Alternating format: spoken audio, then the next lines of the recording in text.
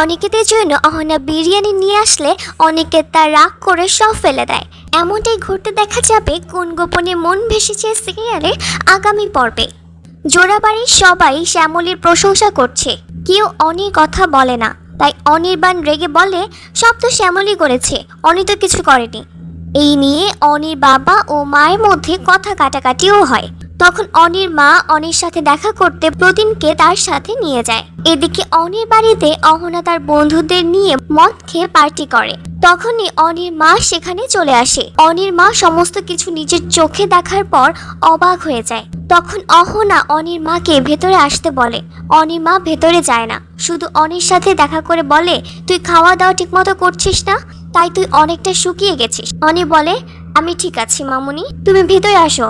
অনির মা ভেতরের পরিস্থিতি দেখে বাইরে বেরিয়ে চলে যায়।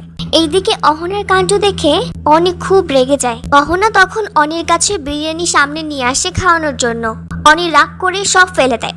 অহনাকে অনেক কথা শুনিয়ে দেয় অনি, কিন্তু অহনা তো নির্লজ্জ। কিন্তু অহনার তো তাতে কোনো যায় আসে না, তাই কোনো কিছুই কানে আসে না।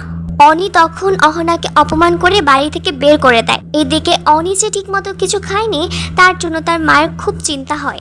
সকালবেলা শ্যামলী যখন খিচুড়ি রান্না করে ক্যান্টিনের জন্য, তখন অনির মা শ্যামলীকে বলে, অনি কিন্তু খিচুড়ি খেতে খুব পছন্দ করে, তাকে তুমি একটু যত্ন করে খাইও তো। শ্যামলী বলে, আপনি একদম চিন্তা করবেন না ম্যাডাম, আমি স্যারকে যত্ন সহকারে খাওয়াবো। তো এই ছিল বন্ধুরা কোন গোপনে মন ভেসেছে সিরিয়ালের আগামী পর্বে। আরও পর্ব পেতে চ্যানেলটিকে লাইক এবং সাবস্ক্রাইব করে পাশেই থাকো। আমি লিয়া আবারও হাজির হচ্ছি নতুন সময় নতুন কোনো পর্ব নিয়ে।